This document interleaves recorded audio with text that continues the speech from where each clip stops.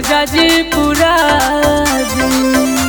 घरही में माई जी के आसन लगा दी।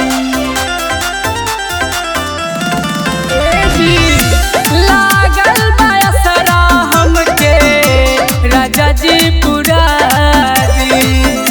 घरही में माई जी के आसन लगा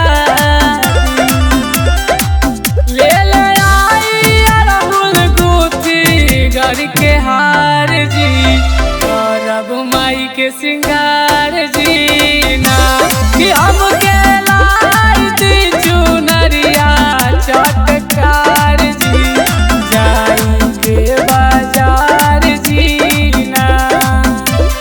बोली बोली मैहर वाली मैया की